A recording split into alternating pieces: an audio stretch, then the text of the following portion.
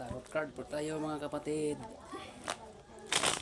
Para po to sa buwan na March 2026. Ano pong mensahe po sa inyo ng barahang ito? Kung sino lang po ang makaresonate mga kapatid. Kuha lang po tayo dito ng 7 card.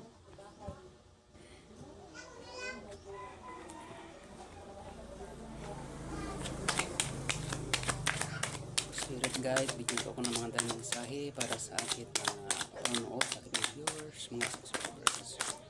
Bigyan po ako ng 7 baraha para po sa aking mga panonood.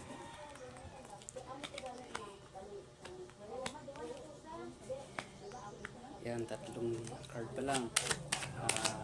Kuha lang tayo 4 na card. Ayan. 2 pa. Bigyan po ako 2 card para sa aking mga panonood.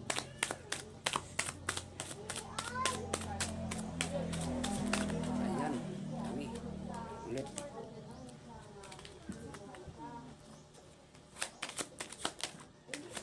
Isa lang.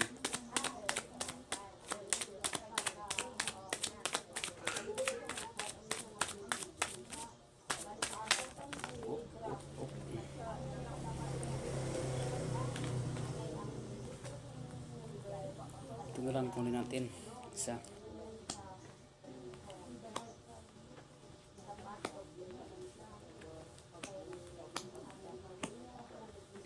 Ito po ang unang card po na bumagsak. Tingnan po natin mga kapatid. Ano pong mensahe po sa inyo sa buwan na March 2026. Ay ikaw po dito ay kapatid isa po nitong tao na malakas ang iyong confidence at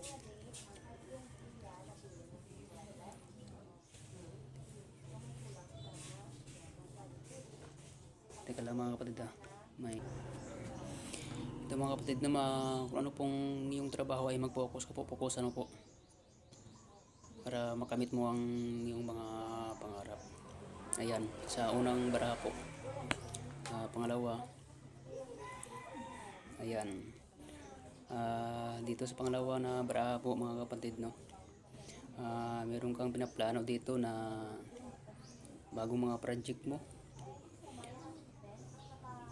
Kung ano po ang yung binabalak na mga plano mo ay gawin mo mga kapatid kasi isa kang tao na malakas po ang iyong confidence sa sarili. Meron din ko nakita dito new beginning, new opportunities. Ayan, makuha mo ito mga kapatid sa buwan na March. Ayan, at itong pangatlo na card dito nakitaan ko ay meron kang gagawin po na mga bagong mga ideya bagong mga ideya at gawin mo huwag kang magdalawang isip kasi matagumpayan mo naman ito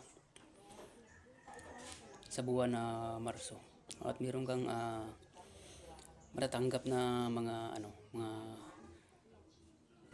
bagong mga message. Tingnan mo ang iyong mga email o may matanggap ka na mga call sa buwan na sa March, mga importante na mga message at mga call baka sa na-applyan mo ay matatanggap ka na. Ayan,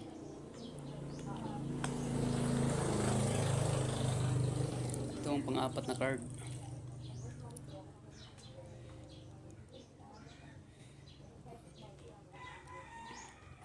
Dito lang kapatid ay mag-iingat ka lang po dito sa buwan na March kasi may tao dito na maglalaglag sa'yo kasi ay nakikitaan ka na siguro tanggap pa na sa trabaho mo dito at yun nga ang sabi ko meron kang matatanggap na mga bagong message o call sa March.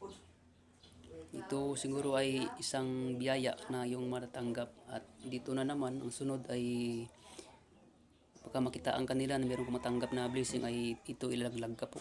O ilaglag ka sa katrabaho mo o sa boss mo.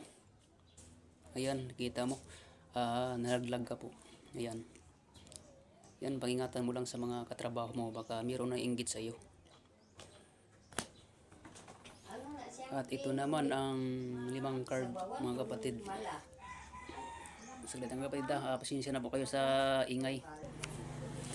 Ito mga kapatid, no, ay ito siguro ay kasi na kinakainggitan ka, nilaglag ka sa yung amo kasi nakitaan ka nila dito na isa kang leader, no? Isa kang hinangaan ng mga tao, hinahangaan ka ng iyong boss sa trabaho, no? Ito. Ito naman pang-anim na card. Ayan, may celebration dito, no? Ayan, ito siguro ang kinakainggitan niya kasi siguro may mag-okasyon kayo dito kasi ay natanggap ka na sa trabaho mo o pinagbigyan ka na ng boss mo ng ng malaking bonus. Kaya dito nilaglag ka kung ano pong pinagsasabi-sabi niya sa boss mo. Yan. Yan o, yung mga friend mo, nagano kayo. Siguro na tagay-tagay po kayo. Nag-celebrate. Kasi natanggap kayo sa trabaho nyo, sinaplayan nyo. O may malaking bonus na tanggap sa boss mo. Ayan. Yan ang ingatan nyo mga kapatid sa mga kasama nyo sa trabaho nyo. Sinisiraan po kayo. Ayan, kita nyo. Kumpirmado talaga, no? So yung mga panaginip ay nagkatotoo, no? Ayan, ang daming cups na umaapaw sa iyo. Maraming blessing na maabot sa iyo. At dito, sa isang cup ay meron ditong ahas na lumabas, no? Ito lang pangingatan nyo mga kapatid, no? Sa kasamahan nyo sa trabaho, mayroon isang tao, 2 tao na magsisira sa iyo sa trabaho mo o sa amo mo, sisiraan ka kasi dito may ahas na lumabas sa isang cup. Ayan, yan ang pangingatan nyo mga kapatid sa buwan ng March kasi mayroon kang matatanggap sa buwan ng March na malaking pera talaga ito. At siguro malaking bonus na ibigay sa iyo ng boss. Yung boss mo ay siguro ay sa iyo pong umaasa, no? Kasi yung tingin ng boss sa iyo ay isa kang leader dito, no? Leader. Ayan. Yan dito kapatid, oh. Si Sangkap may isang ahas. Yun yung pangingatan nyo kapatid sa kasama nyo sa trabaho. Baka siraan kayo sa boss nyo. Ayan. Yan lang mga kapatid, no?